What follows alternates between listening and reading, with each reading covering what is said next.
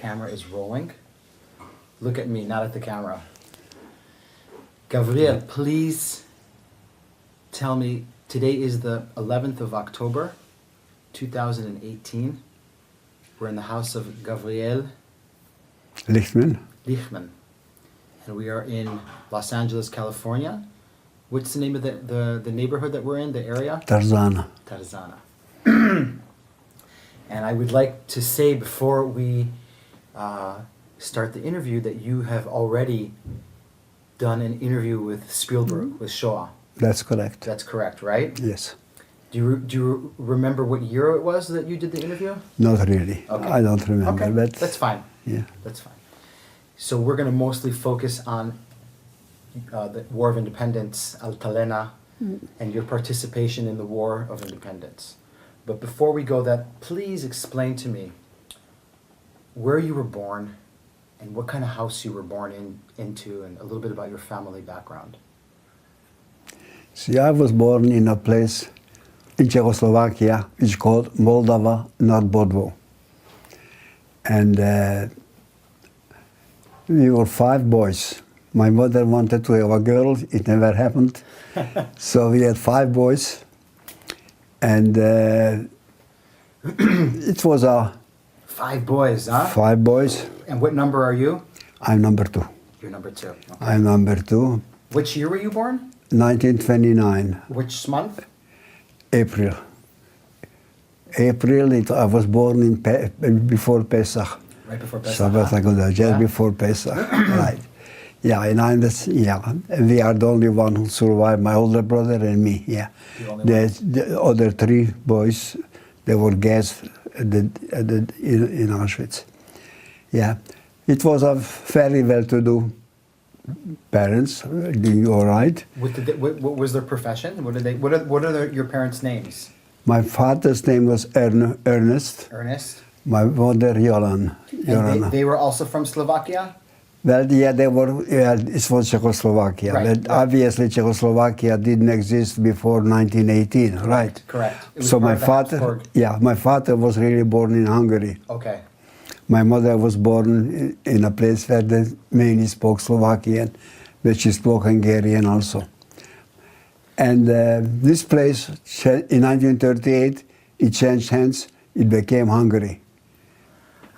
So when Hitler came into Czechoslovakia, he took the Sudetenlands, but Hungary took the Slovakia part, part of the Slovakia. And there was a regime, a puppet regime installed in Slovakia, and Czech became protectorate. That's true. Correct? That's true. So where you live is taken over by the Hungarians. By the Hungarians. They were Hungarian. They changed the name to Sepsi. And obviously after 1945, it went back again to Czechoslovakia. So, I mean, what kind of household do you grow up in? We went in a religious place, not too religious. My father was a modern Orthodox Jew. Really? Yeah. He's obviously Shomer Shabbos completely, and all the holidays and everything else. And he was the Reshekul, the president of the community, for the past 10 or 15 years. Before this, he was also a member of the board. It was a very nice Jewish community, about 100 families. Small, nice. Small and nice, 100 families, 90% Orthodox. Okay. And only one rabbi, one chazan, who was the shochet too. Of course. One moel. And one moel, and one melamed, one teacher. He was. What profession is your father in? My father was, he had an import for delicatessen, for food, imported food. And obviously like oranges from Jaffa in Spain, dates, bananas, everything else which came from different countries. Unfortunately, when the Hungarians liberated us, when they liberated us, the Hungarians didn't have any currency. Nobody wanted the penguins. So this business completely stopped. So we changed to candy stores and local fruits. You know, like apples and other things like that. It was a big change, which my father did. Did your it. mother help your father in his business? My mother helped everything. She was a hardworking lady, obviously, with 5 kids. 5 boys. 5 boys. Yeah. Yeah. It's a basketball team. Right. We were good. You know, we had our share of pillow fights, Of course. obviously. Of course. Yeah. But basically, you grow up in a maybe middle class, upper middle class. Upper middle class area. Comfortable. Plus, yes. Yeah. Now, the town that you come from, it's not a shtetl. No, I wouldn't call it a shtetl. No. And how far from Košice is it? It's about 30 kilometers. And it is the second largest city in the Sure, country. after Bratislava. No, after Košice. But Košice was a charter city. Okay. So it was separate. It Right. didn't belong to any county. So the county seat was in Moldova. Okay. The judges, the jail, administration, everything else, the county seat was in Moldova. And so it was a fairly decent town. And of course, that all changes in 1938. 1938, it changed in March when the Hungarians came in, liberated us. Liberated. Yeah. So obviously, before this, they tried to get some, the old people who were in the war, they put them together to welcome the Hungarian army. But it turned out to be the highest ranking officer was a Jew, so forget about it. Who fought in the First World War. Who fought in the World War, yes. In the Austro-Hungarian army. Right, Right? Austro-Hungarian army. Yeah. My father, he was fighting there too. Really? He was a sergeant. Really? And he got the large silver medal For what? for bravery. For bravery. And if he would have been not Jew, then his title would have been hero. Hero. But a Jew couldn't get it, obviously. But it helped a little bit to get the license for the business license and things like this. It helped a little bit till the Germans took over Hungary. Right, and let's also say for the record that between 1918 and 1938, Czechoslovakia is relatively a liberal country. True. Full democratic. For democratic Yeah. Masaryk. and officially there was no anti-Semitism. There was no really anti-Semitism. But there was. There was. Yeah. No, non-officially there was. The There Slovaks are anti-Semites. Yes, the Slovaks. The Slovaks yes. are Catholic. anti-Semites. Yeah. And the Hungarians are not better either. And the Czechs, they're just atheists. The Czechs are, I understand they were better. Yeah. Yeah. And so for this 20 years, Slovakia and where you live is a country that is blossoming under democracy, kind of? Yes, it was officially under democracy, everything else, but nevertheless, locally, it was anti-Semitism. It was okay. For Do me, you remember any anti-Semitism? yes, as a well, child? I can tell you as a child, when Yeah. Masaryk died, Yeah. that it was 1936, I think. something like that, yeah. Yeah. It was, I think, a Jewish holiday, on Rosh Hashanah, Yom Kippur, in that area. And it was, these people standing guard, under guard for Masaryk, and I wanted to be. They didn't let me. Okay? That's anti-Semitism. I really wanted to stand in guard for... At the school or something? Or, something Yeah, like at the municipality, yeah. And they didn't want me to take it. I wanted to be a member of the Sokol. It's like a Boy Scouts? Boy Scout. They didn't take me. See, the fellow told me, the leader told me, I don't mind, you can play with my son, but you cannot be a member of the Sokol. Okay, so it was anti-Semitism. Yeah. Officially, not, but unofficially, most definitely.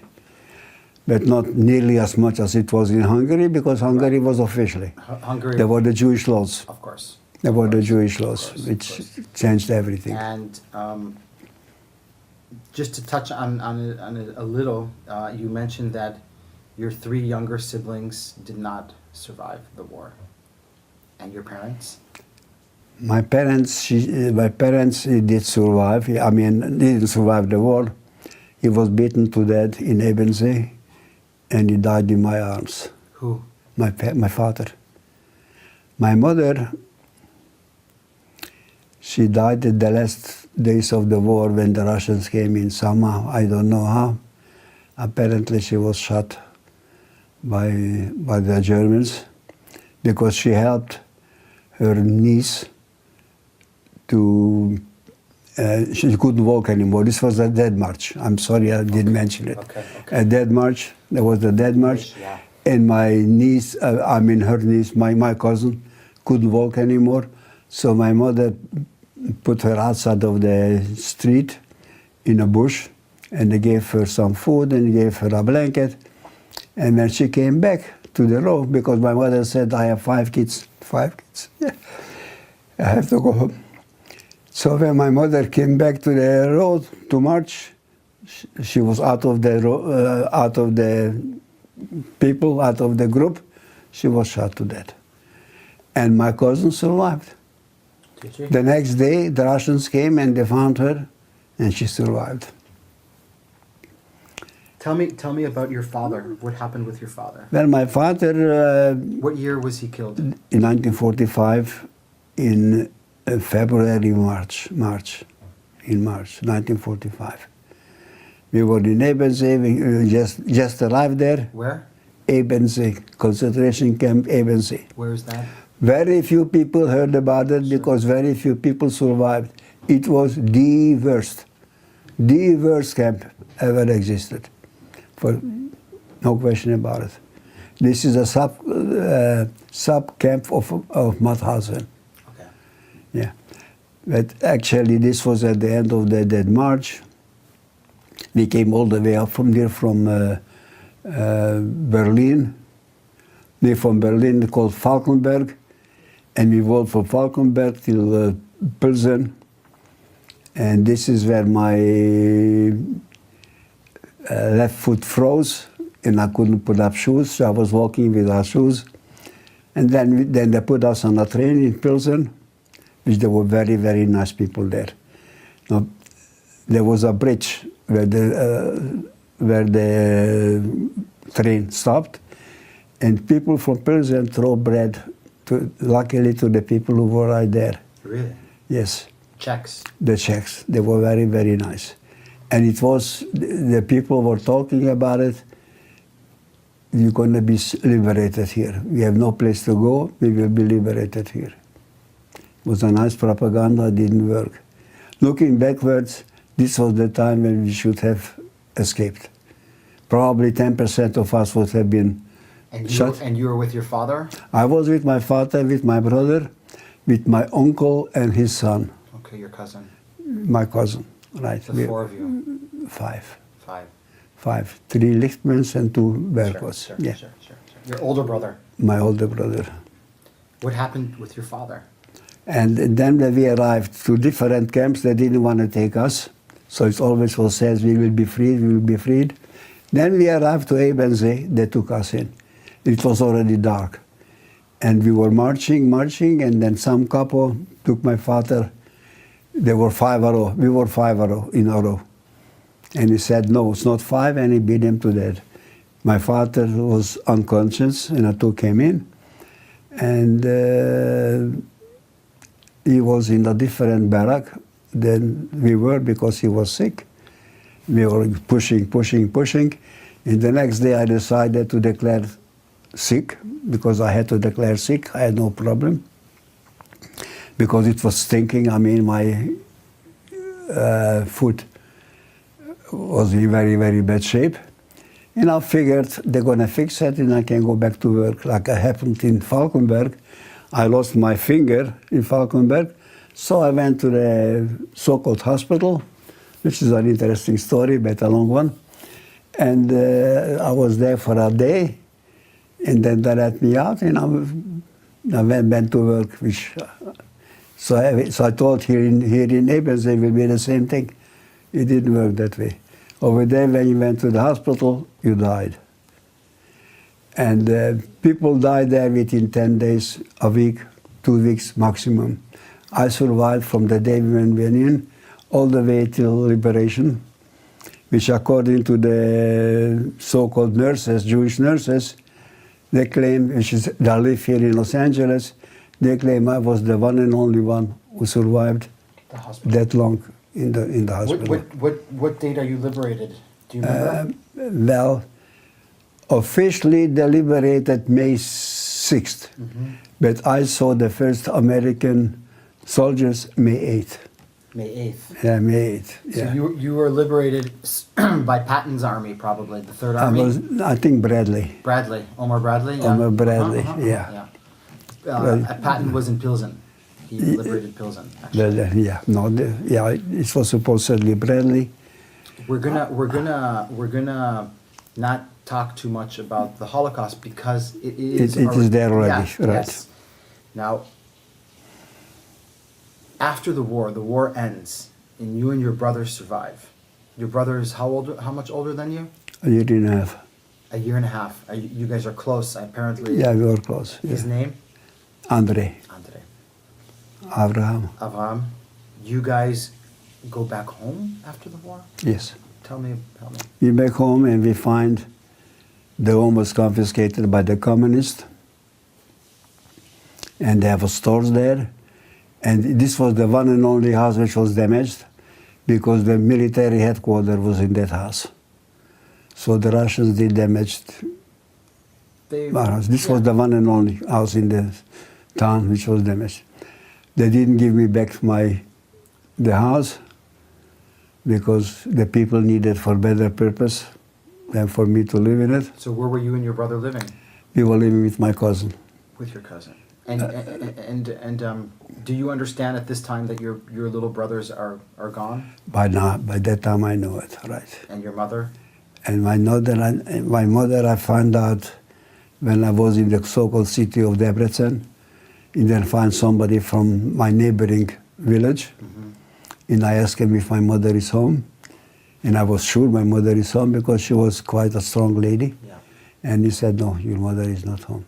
So by that time I know she's dead because I was one of the last who came home. Because in May 8th, it was, some people liberated by the Russians. They were liberated already in January, February. So I was one of the last one liberated. Since I couldn't walk with my foot, I came home already, it was already July. So if my mother was known by July... So you make it back to the home in July of 45? July of 45. And the Russians are there? In the the communism is there. The Russian wasn't there, but it was the communists took over. The Slovak communists? The Slovak communists took over. Yeah. And how long do you stay in Slovakia for? Well, pretty soon we all moved into Košice, over there. And in Košice it was a restaurant named Lichtman, which was a kosher restaurant, very, very famous. It all started in 1848, where my great-great-great-grandfather helped Kossuth Lajos. He was a leader of the Hungarian Revolution against the Habsburg. Okay. He helped them, so he became a privileged Jew. Okay. Which means in Košice a Jew couldn't sleep over. They could go there during daytime to do business, but they couldn't sleep over. But since he was a privileged Jew, he could sleep over, and he started a restaurant there for the people who are coming and going. And this is your grandfather? This is my great-great-grandfather. Your great-grandfather, okay. Yeah, called Lichtman. So thereafter they had a license. And my other cousin from my mother's side had the money. Okay. So I put them together. Okay. And they have again the Lichtman restaurant, stayed again, which was very, very good. And they managed it, and I was there with them. You guys are running the restaurant? I was there with them, right. I was there with them. Till I joined the Irgun, and then I was a different person. Tell me about you. So it's post-World War II. You're living in Košice. Does it ever come to your mind that you're going to go to Palestine? Do you ever think about it? Or is it when you get recruited by the Irgun? Well, it's a very long story again, but I try to make That's it why I'm things here. That's why I'm here. Try to make it here.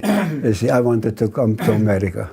You wanted to go to America. Sure. I thought maybe we have to go to Israel, but I just couldn't find myself. First of all, as a very religious Jew, I was with the Bnei Akiva, the Mizrahi.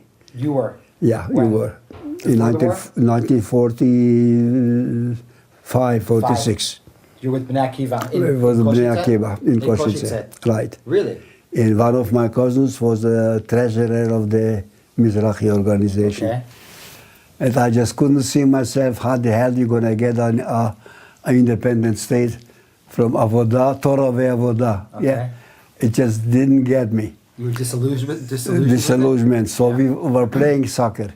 Even though my foot was very, very bad, but I loved to play soccer. So the Shomer Atzuris liked me, Shomer Atzair, the left wing, and they pushed me there to their group over there. They were very nice to me and everything else. But I couldn't get it either. How do I get to the independent state of Israel? I mean, just to go there to Israel to have a ghetto, it didn't make sense to me. So I need an independent state. How do I get that? I went to the Maccabi. That's the Mapai gimmick, because it was a large girl there. Yeah. Of course. Okay. And we have a play. We had a play there. Soccer? No, for the Zionist play, whatever it is. Ah, a play. A play, yeah. Okay. And one member from the kibbutz came, and Rubashov, he was the Davar. He was from the Davar, editor of Davar, right. And they had, a big asifa, everything else, and I got the honor to carry the flag, the Israeli flag, which was nice of them. Now, after the presentation, which was for the public, we went back to the Muadon for the, how do you call it, for the Mapai people there, and they were talking there. And I asked him the question, Rubashov, everything whatever you said is very nice, very good. If you go there, there will be more people there. But how in the world you're going to get the independent? I want to have an independent state. So he took me over there, it was a map, and he says, Israel lives in a very bad position, right in the middle of the Mediterranean, close to the Asian area. The British will never give it up. So forget about independence. But if you want independence, then it's a group called Betar. You belong there, not here. Yeah? He said that to you? He said it to me. You belong to the Betar, you don't belong here. So I was looking, where in the world do I find the Betar? I did find the Betar. Where? It's in Košice, right, yeah. So I became to the Betar, and I wrote articles, and the leaders liked it, and right away I became the leader of the Betars there. And when they started the Irgun, there came somebody from Germany, and he went first of all to the brother. Okay, I have to tell you this. It's a nice story. Okay, please. It's a nice story. Please. When we were in ghetto Košice, before deportation, two people dressed as SS men came to the camp, it was under the Hungarian things, came to the camp with a big list as SS men, and told the commander there, we are here from the SS and we need this and this and these people for interrogation.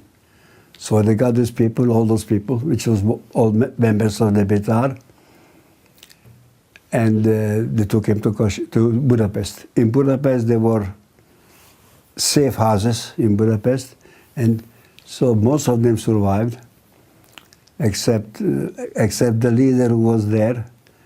He died of infection because they couldn't get a doctor. And the second fellow who was there, was Yaakov Weiss. Do you know Yaakov Weiss? He belonged to the Irgun and he was in the Akko. Akko prison. To break into Akko prison. He broke in. Yeah, he broke into Akko prison. To release the prisoners. To release the prisoners, sure, yeah. Sure. And he was caught and hanged thereafter. Okay, so his name was Yaakov? Yaakov Weiss. And he was from Košice? He was from Košice. Okay, and so these two SS officers, Yeah. were they really SS officers? No. They Were were, they? They were Jews from Betar, yeah. No. Yeah. Really? They were Jews from Betar, yeah. And Yaakov Weiss went from Košice to Miskolc. He did the same thing. and took some people there up to Budapest. Yeah, they were. No, so the Irgun fellow went to the brother of one of those people who was there, yeah. Obviously, the brother who was in the German uniform, who died. They started with them. We should... Who were these two guys? Members of the Betar.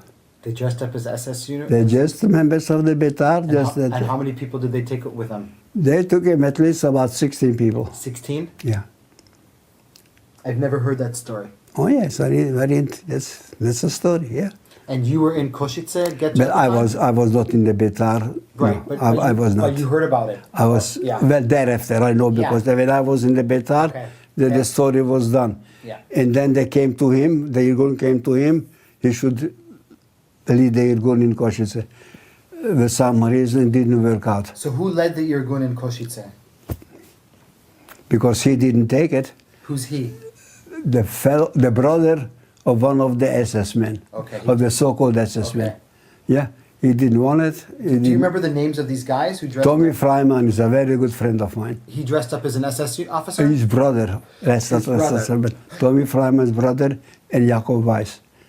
That's an SS officers in the Tukin, and that's in the majority of the Betar people that survived. They were all survived there through this act.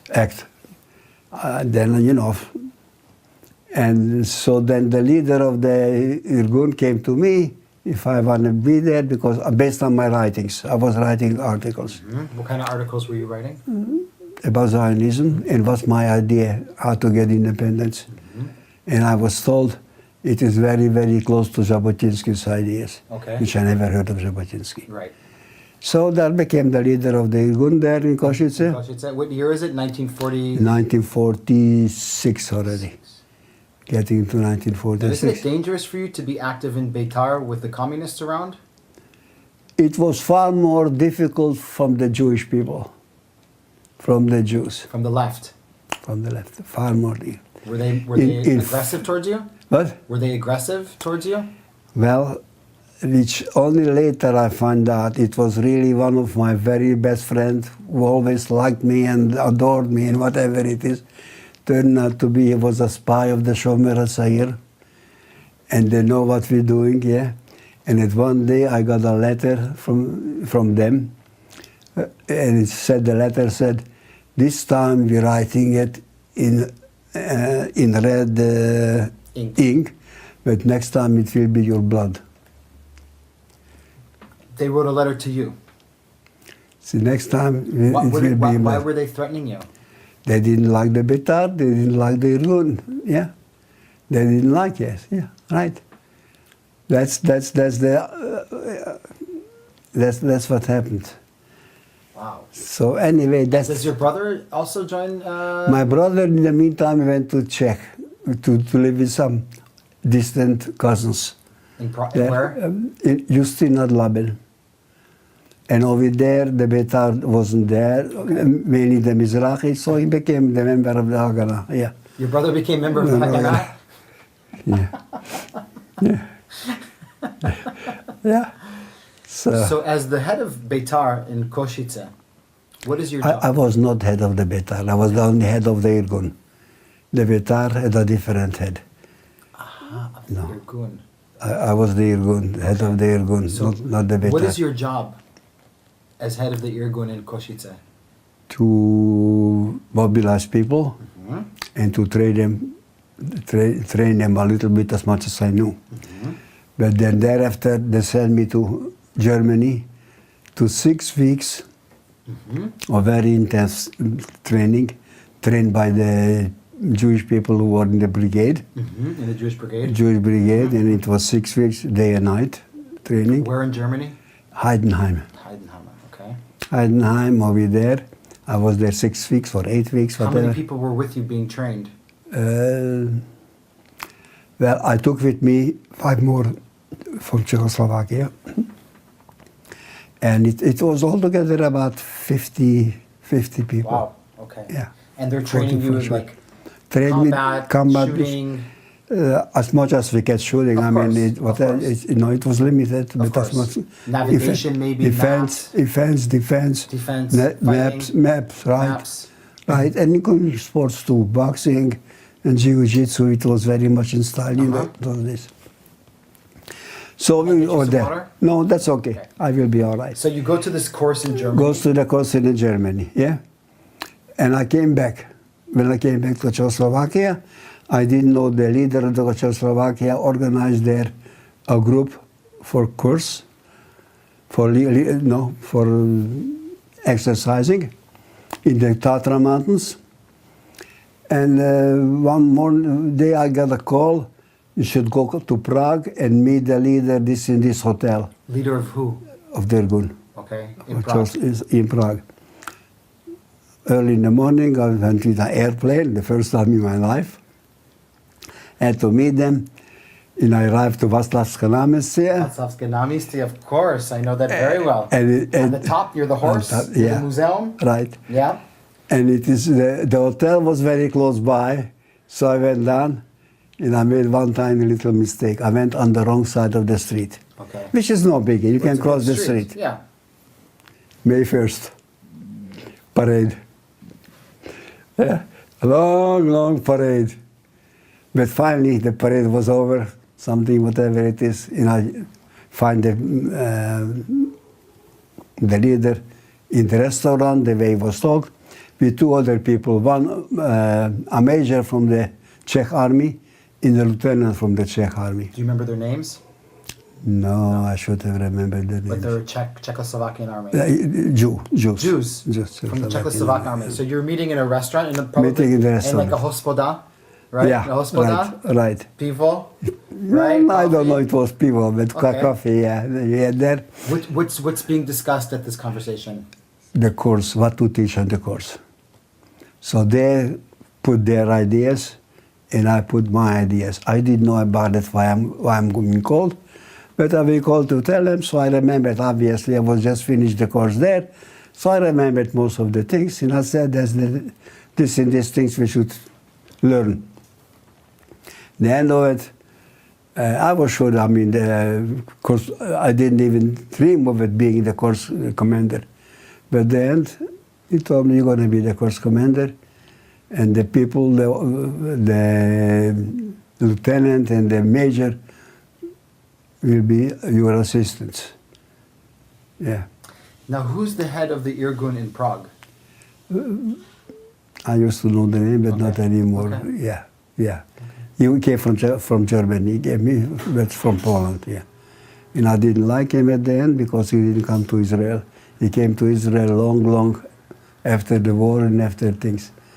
That's not to my liking. I see. And So I let him know. you let him know. Yeah, unfortunately, I have a big mouth. Let's also, for the record, just explain that Czechoslovakia, after the war, from 1945 to 1948, is still a democracy, Right. right? You have Right. Beneš, yeah, and Jan Masaryk. Masaryk, Right. and the country is still not a Soviet satellite. It will become in February 48 when they have the coup d'etat. That's right. You have it perfectly right. That's true. But in between 45 and 48, it's still Gottwald is trying to get power. Well, I wasn't there anymore when Gottwald was there. Sure, you had already left. I I was understand, already, yes. yeah. But, When Gottwald was there, I right. wasn't there. So so after this meeting in Prague with the head of the Irgun in Prague and the 2 Czech Jewish officers, you're leading a course. Where does the I'm leading a course? course in the Tatra Mountains. In the Tatar. No, after this, you know, in the restaurant, the leader took me aside and told me, listen, you are the commander, and everything, whatever you say, goes. But keep in mind, those people are officers of the legitimate army, so you have to be careful. Right. I said, how in the world can I be careful? I'm not a diplomat, what the hell. I never thought of it, I will be the, this was the best, the highest job for the Irgun. Sure. To be the course. The course was in the Tatra Mountains, boys and girls. And it was, as far as I'm concerned, it was successful. How long did the course last for? Only 3 weeks. 3 weeks, okay. 3 weeks was the course, including weekends. I may have made one mistake or not, I don't know. I'm always thinking about it, and I don't have the answer, because I was told that the mayor of Bratislava is willing to come to the camp and teach us how to throw grenades.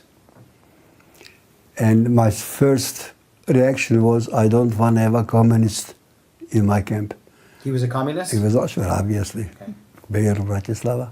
Sure, communist. So I declined his invitation, his offer. And even today I'm thinking about it. Was this the right decision or not? I don't know. But I made a decision and I have to stick with it. And are you hearing now, are you getting news communication about what's happening in Palestine with the British and the King David Hotel? And this? well, obviously, I have everything. You're getting information? From both sides, both from the Haganah side, and which is everybody got one, and I got also from the Irgun. Yeah. I got all the information, everything else, yes. And the course was over. Then I went to beg for money for people. You what? Beg for money. Money, you needed money. Right. So I went to one city, one town over there, and probably I was the first Irgun speaker openly to speak openly to say Irgun. Whenever it was done, and then they called me right away there.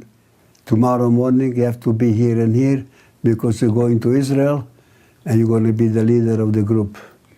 The group was 36 boys, 14 girls, and I became the leader, just like that. Because So this is already 1948? this is already 1948 in June. Okay. Yeah. Wait. Where are you when the UN partitions Palestine? 1947. In November, I was Yeah. in Košice. And Košice. Yeah. What were your emotions about that? Were you happy about it? Were you disillusioned? Yes, I was one of those people who were happy. There were different ideas. Bless you. I mean, some people were together. Some people, they said the idea we should wear black bands to mourn the part of Israel which we lost. Yeah. Part of Palestine which we lost. And I was among the group who says no. Hold on. And then the majority was no. No, No happiness. I mean happiness. Happiness. No. But some people thought of it as a compromise. Some people Just was like a compromise. Just like Northern Ireland after the war. Right, Yeah. right. So no, it was, we were happy. And we told this, the Atchalta de Geula, the beginning of the... Where are you when Ben Gurion declares the independence? Košice. You're in Košice. And again, what are your feelings? Very good. Very good. Well, obviously, a night before, I got Begin's broadcasting word, which was very nice, very good. When she promised complete cooperation with Ben Gurion, he urged him to declare the state. He should not hesitate. Declared, and he has the full support. We will be in opposition, but we have the full support. Anytime you are right, we support you, and he urged them to have. And the next day, if you declare independence, the Irgun will cease to exist, and all members of the Irgun will go to the army. I liked it, so very good. So I was happy with Ben Gurion's speech, which was shorter than Begin's, as far as when I got it. And this was a happy day, yeah, and obviously I wanted to go to Israel because there was war. But the leaders had a different idea. They said I should go to Hungary because they were unhappy with the Hungarian leader of the Irgun. I should take over the leadership in Hungary. And I said, it's too late now, I don't need any more. Now it's a war already. Now it's a war already. Now I have to go to Israel. This was all my idea with the Irgun. So you're in charge of a group of 35 men and 36 men. 16 women? 36 and 15. All from Beitar, from the Irgun, right? Not Beitar, from the Irgun. From the Irgun, Not all necessarily. Of them. All of them, yeah? Not necessarily Beitar, no. Yeah. And you go from Košice to Marseille? We go to Košice to Marseille. To Marseille. By train or? By train. By train. And of course, you're told that you're going to get on a boat. Well, yeah. We told you're going to go on a boat. Well, again, you see, we went on a false papers, which was done by my friend who was the leader of the Beitar when I was in, he put me in the Irgun too. He pushed me, yeah. He went to Prague to befriend a member of the foreign embassy, foreign giving, whatever it is, foreign department. And the law was there, Czechoslovakian Jew cannot leave Czechoslovakia. But if you came from Poland, just go through Czechoslovakia, then you get an exit visa. So everybody, he became friendly with this fellow, and he got his 50 visas on different Polish names. So we had Polish names. You had false papers. False papers. But actually, you leave Czechoslovakia after the communists do their putsch. Oh yeah. Yeah, you were there during the putsch. I was there. I was just exactly crossing Germany. Germany. Yeah, yeah, exactly the same day when the putsch was taken care. Yeah. There's the famous Operation Velveeta. Yeah. Right. Which was the Haganah operation of getting the weapons and the Messerschmitts out of Czechoslovakia to Israel. Oh, well, this was later, thereafter. Yeah. Yeah. This was thereafter. Yeah. So you arrive in Marseille. We arrived to Marseille.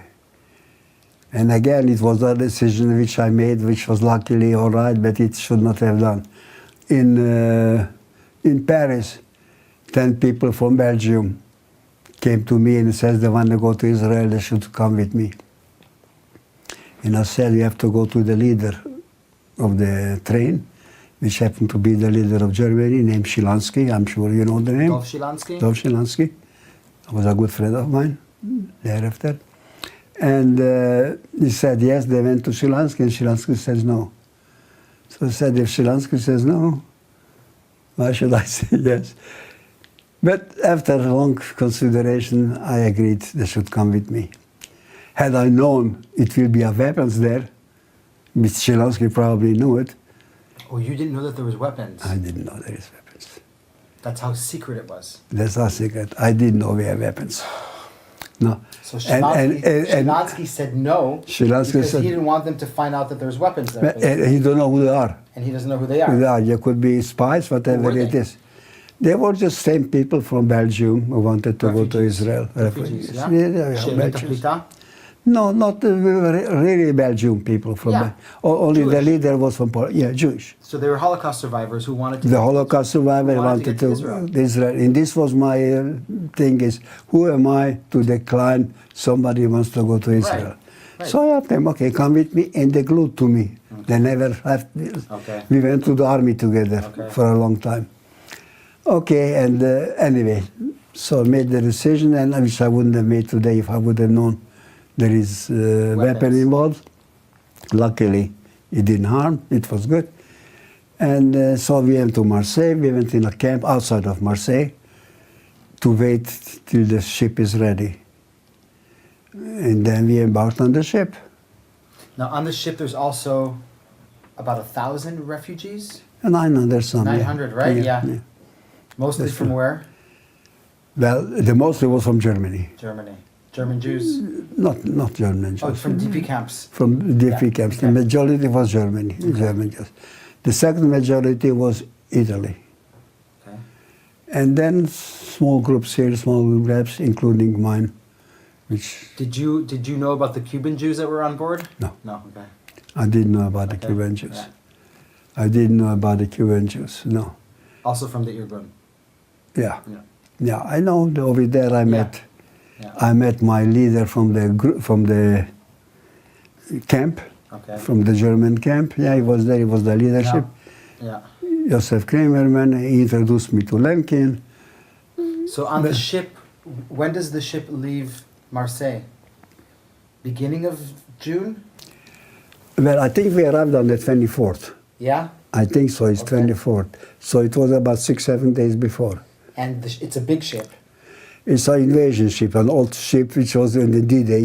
We participated in the D-Day.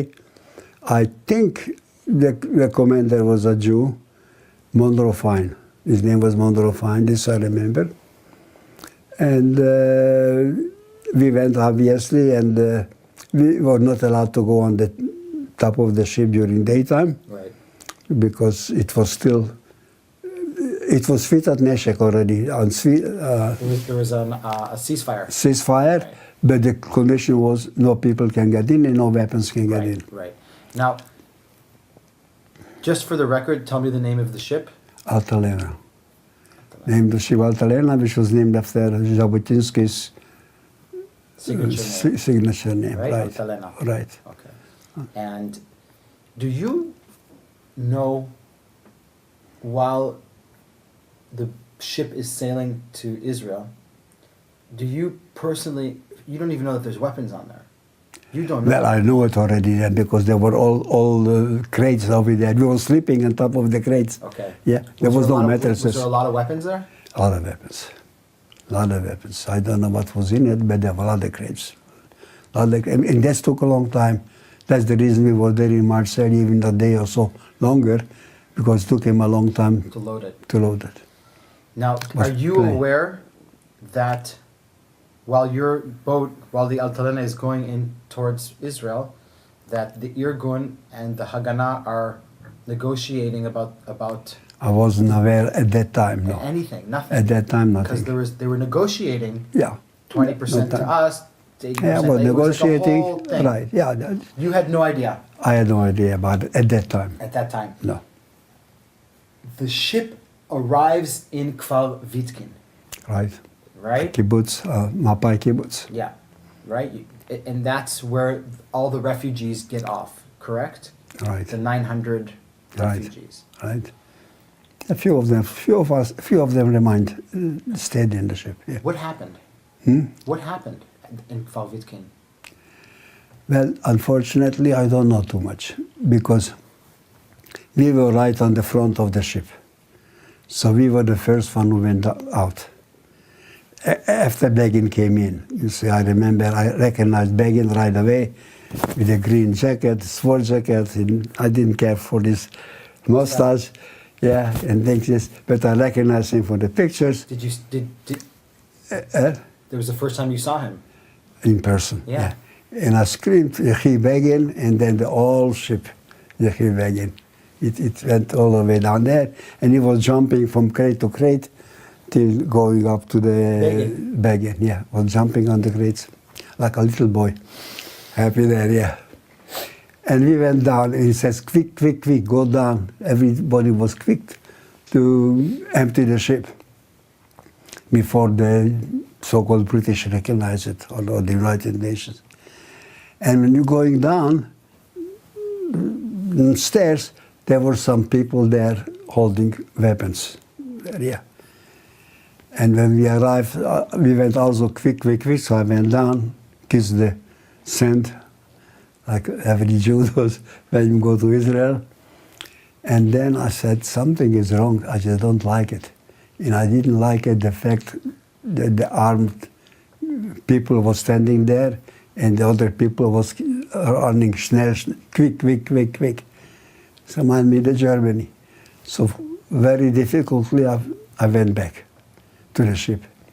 try to find somebody who can explain me what it is and to remove those people from there. And it took me a long time to find somebody who is responsible something. And he said, this is honor guard. I said, honor guard or not honor guard, I don't like it. Please remove it. This reminds me of Germany when the SS stood there with the arms and the people were screaming, schnell, schnell, schnell, go fast.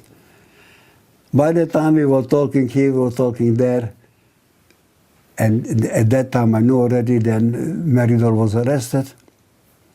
I was on the ship, they knew Meridor was arrested, which didn't make sense to me. I started to get some information about the negotiations and the ultimatum. And I stayed on the ship, and all of a sudden, before I was able to get out of the ship started to go to Tel Aviv. So I was on the ship. Was the ship attacked in Kvarvitkin already? No, No. the ship was not attacked in Kvarvitkin. No, I understand there was some skirmish in Kvarvitkin, but I wasn't there. No, I was on the ship. So the ship goes from Kvarvitkin to Tel Aviv. And how many people are on the ship? 100? Maybe. And, Maybe. and Begin? Begin was on the ship, yeah. And with some people with him, right? Not too many people with Begin. And the leadership from the ship, which I think they made a big mistake when they said, don't take anything with you, just the way you are. You're not allowed to take our belongings, which was a big mistake, in my opinion. And the ship went to Tel Aviv. Mm-hmm. I don't have any details there, but then they heard the shootings. They were there, we stopped, the ship stopped, and the bullets, the cannon came. And some of them, only one of them hit the ship. Most of them were out of the ship. But the Mondrofine, the captain decided to sink the ship because he was worried if one ball goes to the crate where are ammunition, there's so much ammunition they will not only blow the ship, but a part of Tel Aviv. Nearly thinks it will go up, at least a half block or so, he estimated. So he got permission from Begin to sink the ship. So he sunk the ship, and then when he sunk the ship, we started to jump into the sea. Everybody jumped in the sea. When he jumped to the sea, they were shooting at us. I just couldn't understand why they were shooting at us. I am a bad swimmer, but I was swimming. Later on, I realized I don't have to swim, I can walk. That's how shallow it was? The shallow was, it was pretty shallow. But the bullets were going back and not back and forth, constantly bullets were going. When you arrive to the shore, the bullets were going. And they know very well that we don't have any weapons, we can shoot back. But they were shooting, the bullets were shooting. And I just don't know, where am I? That's Palestine? That's Jews? That's Jews killing Jews? I mean, what am I doing here? I mean, I could never understand. In up-to-date, I don't understand. How could this happen? In up-to-date, I cannot understand how they are Jewish people, even today justifying that Ben Gurion did the right thing. Why? Why did they have to kill people while we are swimming? Why do they have to kill people who are just standing there? And why altogether they keep thinking? They were the rulers of Israel. Not begging nothing, they couldn't do anything. You could download the ship wherever they wanted to, and they can confiscate whatever is there. It's just so simple. You don't have to shoot. You're allowed to download the ship. In Israel, Begin had no control over Israel. Ben Gurion had the full control of Israel. He was the control of the Sahel, right? So download the ship and confiscate the machine. It's so simple, very, very simple and clean maneuver. Why shooting? I still don't understand. The only thing is what I can think of, Ben-Gurion had to kill Begin. He wanted to. He wanted to kill Begin. And in the meantime, he killed a few Holocaust survivors. He couldn't kill us. And the reason he wanted to kill, maybe one of the reasons, is probably he overestimated Begin's strength. Why? Because according to him, according to Ben-Gurion, his own wife, Paula, was a Begin supporter. Begin sympathizer. Really? That's Ben-Gurion said, yeah. Yeah. So he overestimated Ben-Gurion's strength and he couldn't stand opposition. He never could stand opposition. Yeah. Yeah. Also, a little while before the Altalena came, the Irgun captured Jaffa. This was in Pesach. Right? That's right. And that made Ben-Gurion very nervous. Oh, sure. Yeah, that's what he was afraid of. He was afraid of Begin. Yeah. He realized that this guy's his opposition in the future. Right. And what happens when you get to the beach? When you finally walk out onto the beach, what do you do? You couldn't think. Because there is a scenario which you never dreamed it could happen. You never dreamed you go to Palestine and you're being greeted by bullets. And you see your friends or acquaintances dying. And you can't help them. It's awful. And this is something, you know, which Ben-Gurion did a few good things. I have to say, declared the state of Israel. He tried to build a good army, which I think he made plenty of mistakes, but he tried to build an army. But he introduced the Sinat Achim in Palestine. The brotherly hatred. Mm-hmm. And for this, I hope the history will not forgive him. Are you aware of the Saison? Oh, yes, sure, I'm aware of the Saison. Yeah. I mean, you were not in Israel at the time. I was not in Israel, but it was a very well-known thing of Haganah people turning in Lehi and people to the British. I know this in Europe already. Mm-hmm, yeah. Because some people who became the leader of the Irgun in Europe, they who escaped from Eritrea. So they told me the story. Sure. They told me the story. I was in contact with them. Sure. I knew the leadership from Europe based on my... Did you guys have any connections in Košice with people from Lehi or no? Because they were so small. I mean, they were very... There was one Lehi. Huh? There was one Lehi. There was one Lehi, yeah? There was one Lehi. Košice? Yeah, was one shliach from the Lehi, one emissary from the Lehi. Yeah. And once the Altalena... But he didn't do anything in Košice. What happens when you get on the beach and the battle's over, the ambush is over? Where do you go? What do you do? I mean, you just got to Israel. Like, where that's a good question. Where does Gabriel go? I didn't know what to do and how to do, but finally they organized. It took a long time. I was standing there for a long time. Not where. The question is where. Shock. I couldn't even think. Yeah. And then they took us to Metzudah Zev. Okay. Which I know today. I mean, I didn't know at that time. Of course. What On it King is. George Street. Yeah, King George. Yeah. So I was there, and then they took us back to Netanya. Uh-huh. In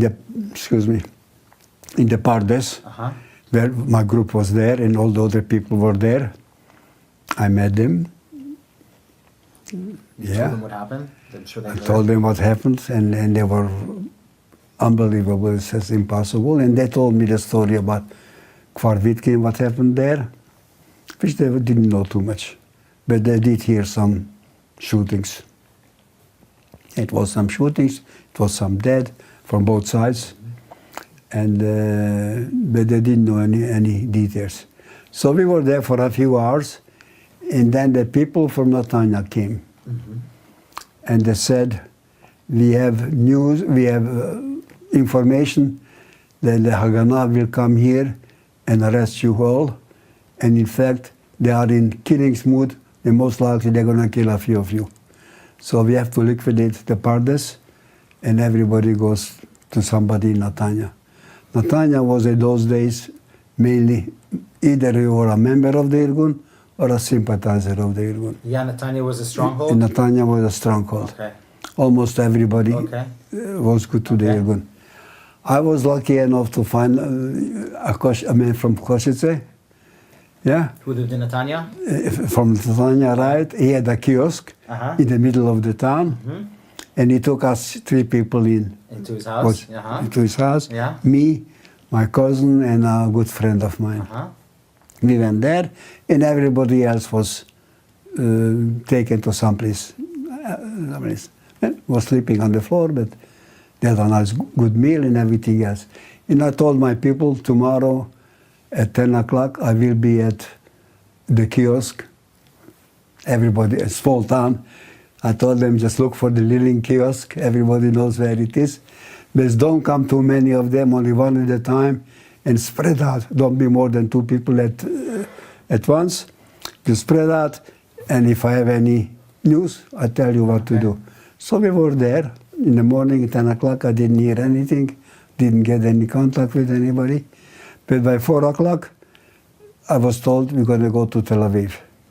So I let the people know, and the trucks came, and 4 o'clock we went to the Shunat Atikva.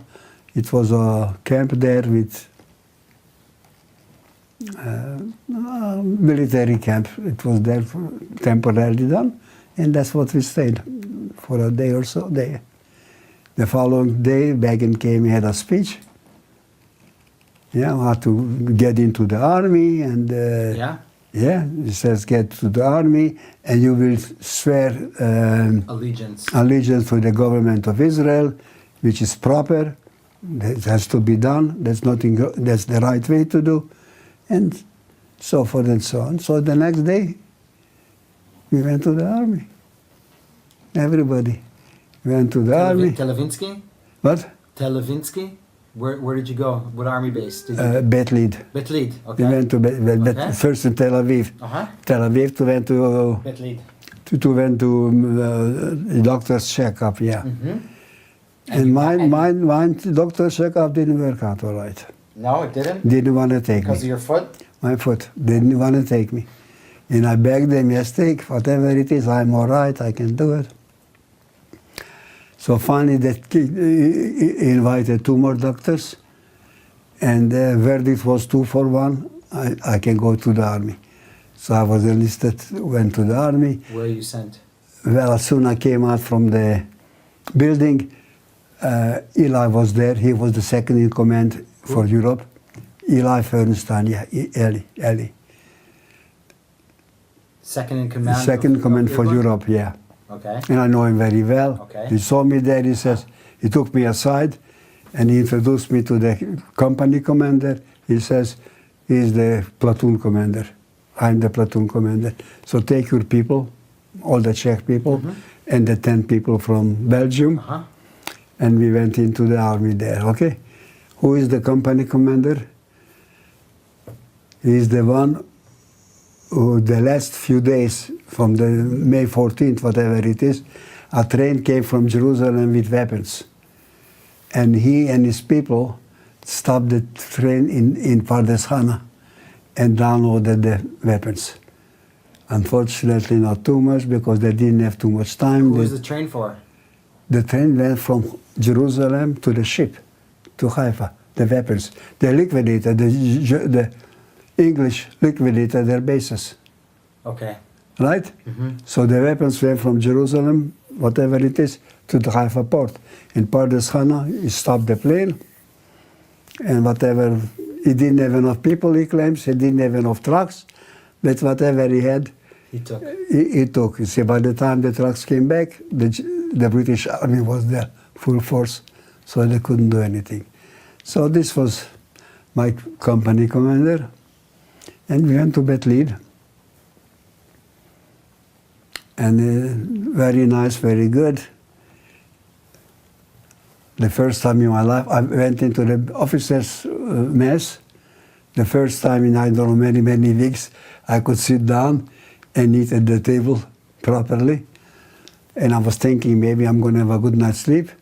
But at 2 o'clock, the commander wants to see me. Okay, I'll go to the commander. He says, tell your people at 4 o'clock we're going to go to the front line. Shalatim, yeah. We have to go. So I told the people. And many people of my group, he says, some of them, they were trained by me before, but many not. He says, we are not trained. I mean, what are we going to do? I mean, here you cannot shoot. Not allowed to shoot anyway. So I told them 3 things. Number 1, discipline. Do exactly what I'm telling you to do and listen carefully. And watch me what I do and you do the same. Number 2, don't hesitate to kill, because if you don't kill, he's going to kill you. So you be the first one to kill. Don't hesitate to kill. Number 3, under no circumstances you should be a prisoner of war, because they're going to take you, they're going to torture you, and they're going to kill you anyway. So you fight as long as you can, and you kill as much as you can. You have to die there. You rather die there than being tortured later on. So that's the 3 things I said to them. And then we went to the front line. To the front line, where so-called was the front line? Near Natanya, opposite Shem and Tulkarem. And Tulkarem. And what unit are you in the 35 army? unit. 35, Alexandroni. Alexandroni. The same people who were in Kvarvitkin against us. So you joined the same unit that opened fire on you. That's an interesting thing, yeah. Right. And it's getting more interesting if you want to hear. Okay. Yeah. So it's there. We were there. Every time we were there, we were okay. Wait a sec. And I don't know, I think it was about 8 weeks on the Shlotim there. When we came back in the camp, we still didn't have time to exercise things, because it was shitat neshek, you can shoot, you can... I tried to train my people more. And then all of a sudden, one day, it was a hunger strike. Shelansky organized the hunger strike. I'm sure this is not in his report, but he organized the hunger strike. Why? Because they wanted to get vacation, whatever you call it. Chofsha, whatever. After so many weeks in the Shlatim, and here we were entitled to it, but we didn't get it, so he organized this one. In my group, I told my group, Shvitat Rav, this is not in the army. The army doesn't have it. We cannot do it. And 90% of the people went to eat. Says, I'm going to go and eat. And anybody who wants to eat is welcome, because right now in the army, I never heard Shvitat Rav in the army. Mm-hmm. So we did. About 2 or 3 people did not, but by lunchtime, they did also.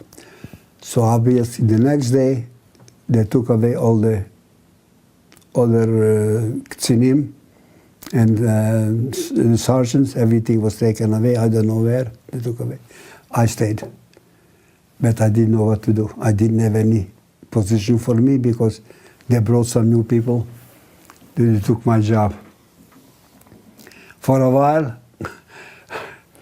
I was Ktzin Toran for the Machne Bet Lid. Every night I was Ktzin Toran, Machne Bet Lid, mm-hmm. and the Shlotim. Yeah. I had a telephonist, a lady. I had a maskira, and I had 2 chauffeurs, 2 nahagim, and 2 jeeps. They were there for in order if something happens which I cannot handle. Then I called the real mefaked gdud, and sgam mefaked gdud. Yeah. So in other words, I did have the power to arrest mefaked gdud. Mm-hmm. Yes, but I could have arrested him for 20 minutes, and I would be in jail for 20 years. I didn't think that's a good idea. Yeah. So, but this kind of life was there, you see. So I was there for about 6 to 8 weeks. This was my job, till they realized that I don't have an ekdach. So I'm not a officer. So they stopped me. I don't have an ekdach because in the Irgun I had ekdach and I didn't believe it. In the army I don't think the ekdach, for the English this is good because the commander stays behind. But if I go front of my people, the ekdach means nothing. So I got a stand, which was a mistake too because the stand, you know, he had problems. It was shooting when I didn't want it and didn't shoot when I didn't want it. But I didn't know it at that time. So anyway, this was the end of my being the K'tzin Toran. And what happened after? Where did they send you? Well, I was doing not too much there, and then it was the worst thing ever. We went down to Fallujah, Beit Jubrin, Fallujah. Before us, there were some people there who were fighting the Egyptian, Najib, General Najib. He was very good. And there was huge casualties for the people there who were ahead of us. And then they sent us there, all the members of the Irgun. And I had no job there. Because my job was taken for some people who just finished the course. There was course Sinim, course Samalim, and they took everything else. I had no job, but I was on the side, still talking to my people, teaching them as much as I could. And I went to Tel Aviv. I had nothing to do, so I went to Tel Aviv, to the Mesut Hazev, and then I said, I feel we're going to have a war right now, tonight. We're going to have war. I better go back to the camp. And I said, Begin is coming from America. Pretty soon, the newspaper people will be here. It would be nice if you stay here to see some uniforms, people in uniform. And anyway, there cannot be war. It's raining. It's raining. Nobody will start a war in raining, so you are wrong. There won't be any war. Stay. So I stayed about an hour, and Begin still didn't show up, and I said, I feel uncomfortable. I better go. Goodbye. So I went. But it's not, there is no Orient Express from Tel Aviv to Fallujah. By midnight I was there.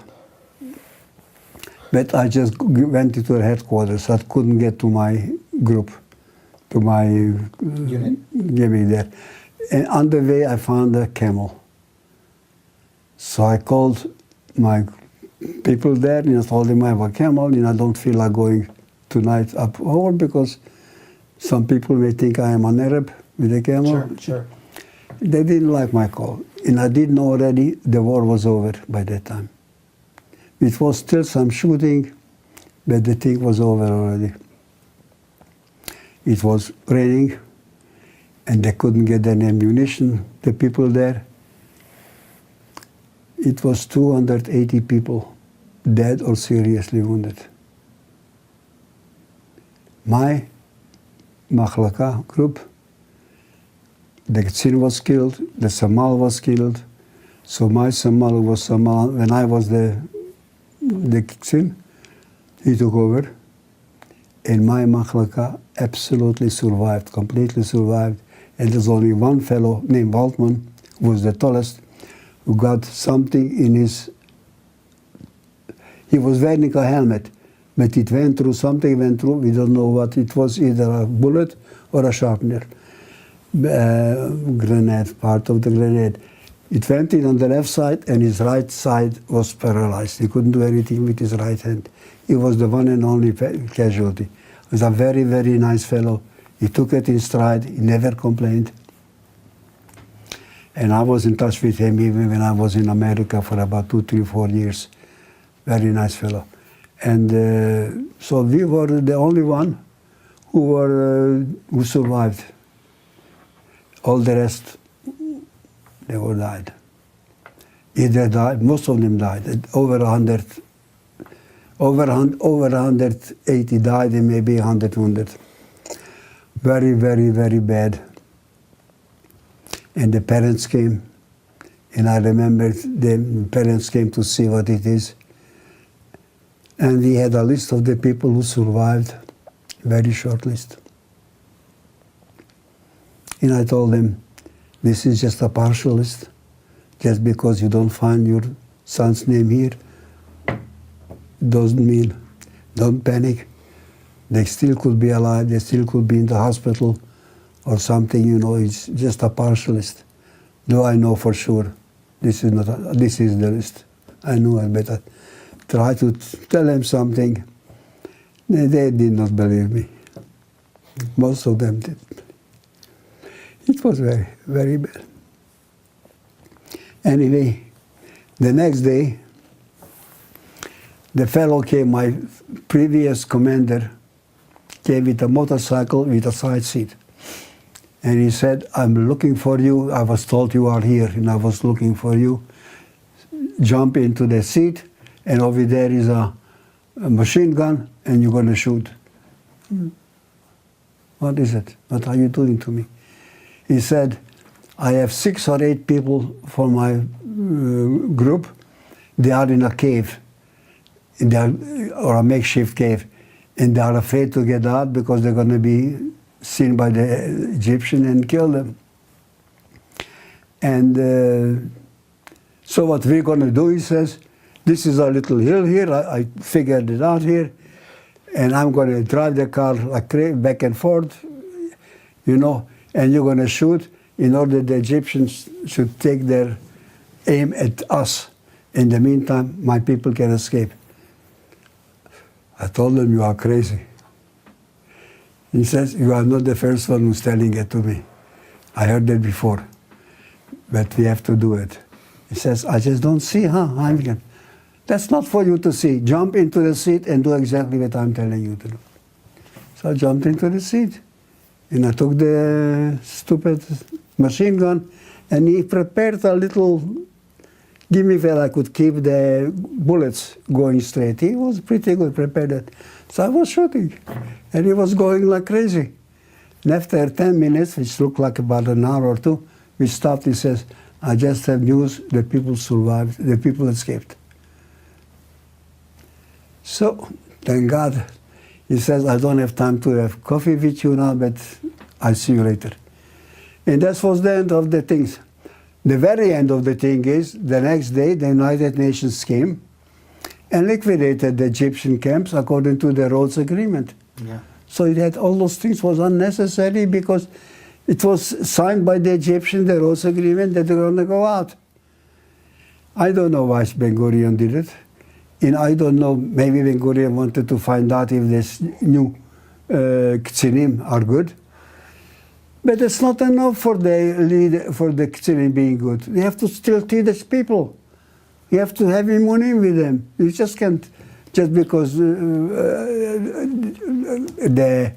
officer went for 2 weeks or 3 weeks in a course, it doesn't mean anything if you don't teach the people. And you don't start the war when it's raining.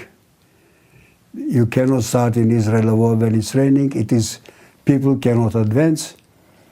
And everything is mud. You got stuck with the mud. Most of them, all of the cars were stuck in the mud. They were useless. And you had an agreement that the Egyptians will leave. And not a single general can complain to Ben-Gurion about it or tell them. My fellow in Mr. Azev said it's impossible to start a war when it's raining. Were you that's when the war comes to an end. That's when the war came to an end. And when are you discharged from the army? How much time after that are you? Later on, because you see, as I told you, I am a big mouth. And I told the company commander there, you are a murderer. You should have objected not to send people for that. It's impossible to fight when it's raining and we don't have the right equipment. For them, we have nothing. We have absolutely nothing. So they sent me. exactly they started the Chativat HaShirion. Yeah? Chativat HaShirion and said, this is what I would like to go. And I don't have to walk too much with my foot when I go to Chativat HaShirion. So we went to the Chativat HaShirion. And the leader there, he was a famous general. I forgot his name. It's too bad. And he interviewed everybody separately. What do you want to do? So I told him I have only two choices. I don't want to be, I was a commander all my life. I want you should send me to the Kurs Ksinim Shel Shiryonim. And I can assure you, I will do fine. I will be a very, very good Ksinim for your Chativa, and you will be proud of me. Or the second one, I want to get out of the army. So we think about it. So in the meantime, we're going down to Eilat. We have nothing to do. We have one tank. So everything was standstill. We have nothing to do, so we're going down to Eilat.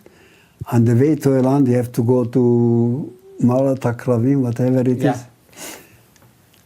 So it says we don't have enough trucks. So people who can walk, we prefer you should walk because are dangerous. Even the truck is dangerous.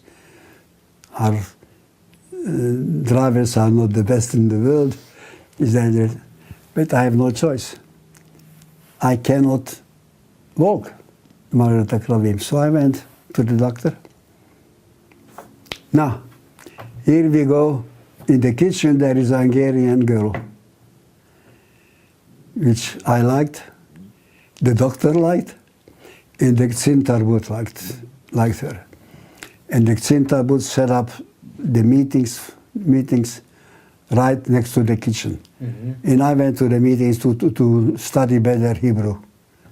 My Hebrew was not that good, so I studied there. So we were there with many others, some other people, the Ksin Tarbut, but the girl was there too. So we were three of us competing. Some people thought I had the edge, I don't know. Whatever it is, when I saw this, my foot to the doctor, he says, you cannot be in the army. You have to be discharged. I don't know if he discharged me because of the girl. But he discharged you? He discharged me. And where do you go after you're discharged? Where's your brother? My brother came to America. To America. Well, I had my papers too in America too. But I chose to go to Israel. I had my papers also to go to America. So where do you go to? You go to, after you're discharged from the army, you have to start your life. It was difficult. I'm sure. It was difficult. I was living in Sheikh Munis. In Tel Aviv. Tel Aviv. Yeah. Which was nothing in outside of Tel Aviv then. Yeah. It was their house, which was empty. Some Moroccan fellow lived in the house, and I lived in the stool, whatever you call it, right? That's it, right? It was the water was outside. You have to pump the water. 20 years old. 20 years old. 20 years old. Right. I don't know anybody. You don't know anybody, huh? No. Okay, you want to hear more story? I give you more story. Okay, but when I was in the army, I still wanted to go to Tel Aviv. I have nobody.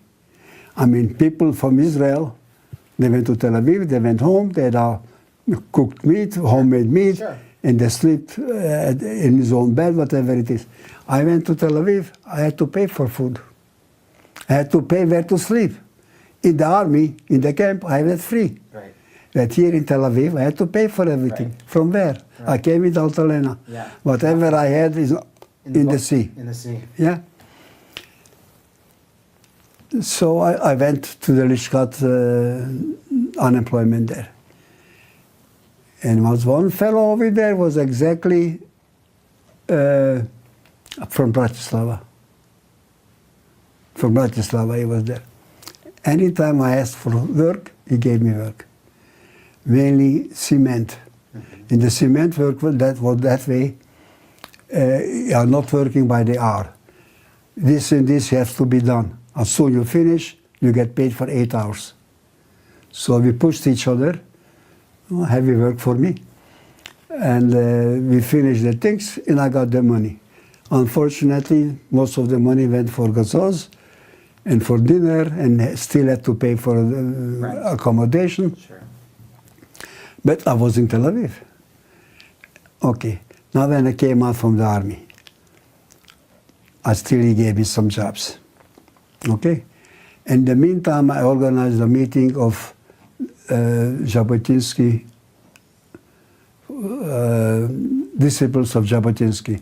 The Atzoa, the revisionist organization, Beitar, Irgun, and even Lechi organized from Czechoslovakia and Hungary. I organized this in Mitsula Zev. Together with a friend of mine, who later on became a general. But he was in the army, most of the job I did. And I wanted to invite Begin to be the speaker.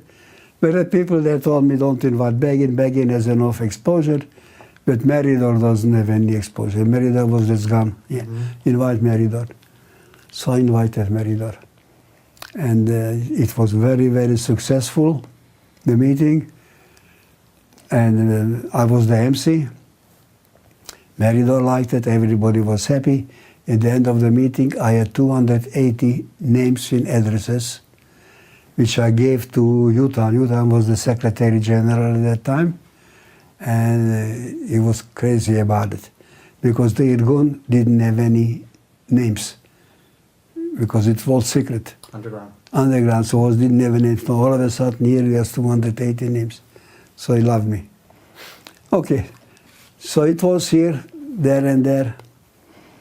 And I said to myself, I went to the Histadrut, and the Histadrut, the National Histadrut. Ours. Their Histadrut had a building of 6-story high. Our Histadrut had 3 rooms. But the leader was a very eloquent speaker.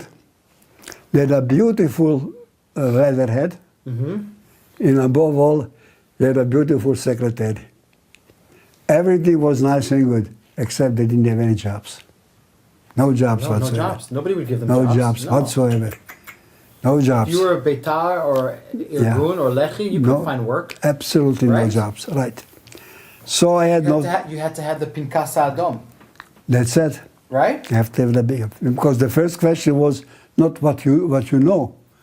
The question was whom you know. Yeah. Yeah. So I had no choice anymore. I went to Yutan and I said, I need a job. I'm starving, I need a job. So he gave me a famous petek, right? Go to the Rishkat Avodah, over there is this is our man, and he will take care of you. So I'm going to Rishkat Avodah to this man, and he reads the petek, and then he says, this is very, very important. I don't think I should do it on my own, but I'm going to talk to my boss, and we find you some good job. We have to have some real good job. So okay, talk to the job. Who is the job? Who is the fellow? Who is the big job? My fellow from Bratislava, who gave me always, anytime I asked for a job, he gave me a job. So he's the head of the Lishka. And he is mad. He says, you are a Cherotnik, you are a Etzelnik, and I gave you all the jobs? Oh, I gave you a job.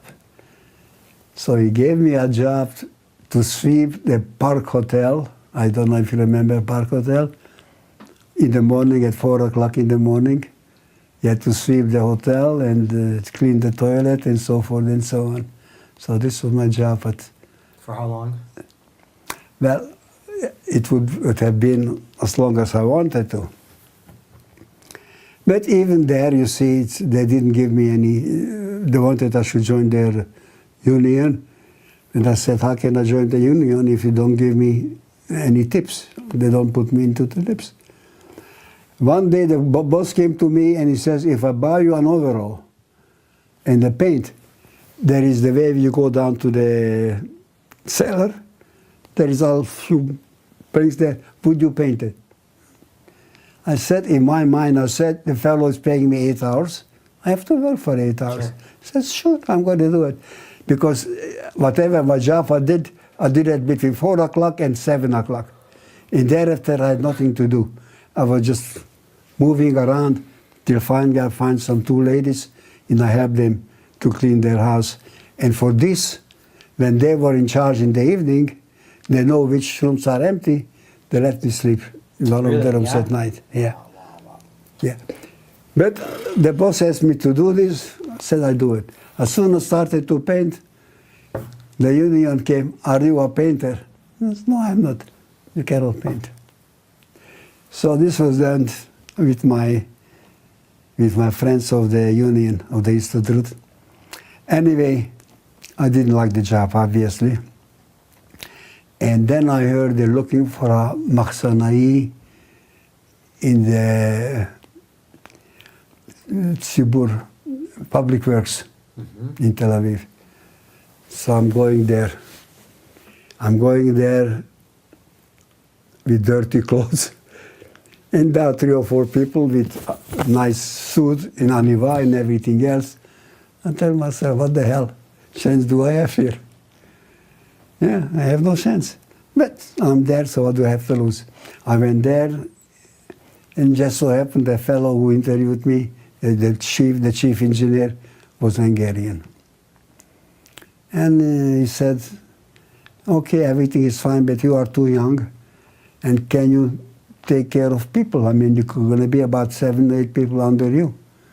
I told him I was a ktzin. That's the easy thing for me to do. I was hired, and I loved the job. It was a balagan. It was nothing there. People were stealing left and right before me, everything. And I put them in order. I made the mahsan perfect, nice and clean, and I know every day how many shawl went in, how many came back, how many this came in, how many went back. Everything was recorded. I was very good.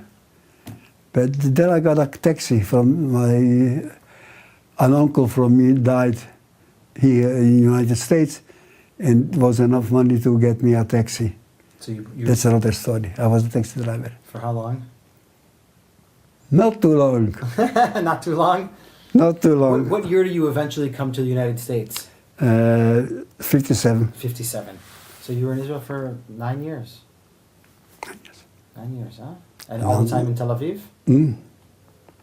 Yeah. Ramat Gan in Tel Aviv. Ramat Gan, Ramat Gan, yeah. Ramat Gan in Tel Aviv. I have no other choice because I needed flat land for my food. I couldn't go in Haifa or any other place. It was impossible. Yeah. It was impossible. Something flat. So, okay, I may as well tell you. I had a taxi, right? Uh-huh. And then it was Dov Shilansky, What? a friend of mine, yeah. Mhm. Dov Shilansky, who was the Speaker of the Parliament, the lawyer. Yeah. He was a lawyer. That before this he was a lawyer, before this he was a Speaker of the Parliament. Right. So what about Dov Shilansky? I had more influence in the Beirut than he did. Though he was the big shot in Germany with hundreds, probably thousands of Irgunis, and I had about 80 or 90 Irgunis in Tel Aviv, but I had some more influence. He had to make a name for himself. So he blew up Ptsatsa in the Kiryat. You don't know this? No. He blew up Ptsatsa in the Kiryat. And supposedly, according to the Mistara, I took him there with my taxi. So they arrested me. I was in a police, the judge gave the police 10 days, I was in police custody, to get some evidence. But after 7 days, the police decided they don't have any evidence, they let me go. But a few weeks thereafter, there was a complaint against me as a taxi, which I took from somebody rather than 28 cents, dirot, I took a shekel. Okay. Whatever. So it was a big deal, and every penny was a huge Issue.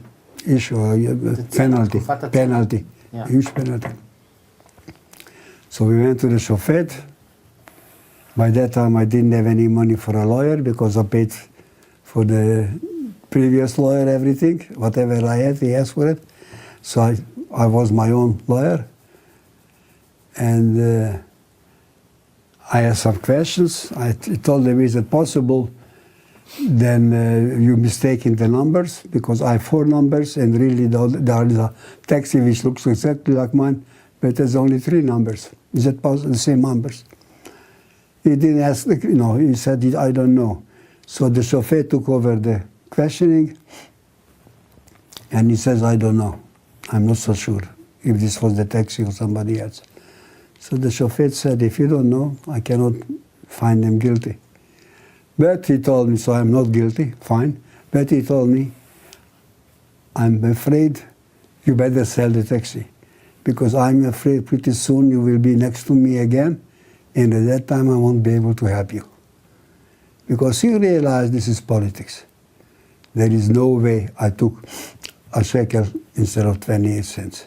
But everybody took a penny or 2 more. Do you think this was because of your affiliation with Yeah, no question. the Irgun? No question about it. And is that why you left Israel? Well, partly. Because the police didn't let me live. The police didn't let me live. And the shofet, luckily I got a nice shofet who realized that this is not criminal, this is politics. I realized it right away and he helped me. And he said, and you sold the taxi. I had no choice but sell the taxi because he was right. I would have been there every month for something else. Yeah. So, okay, that's Bikitsur. Gabriel, Yeah. I think we're done. Yeah, I think so. Yeah. I want to thank you very much for sharing this story, your story with us. And also, I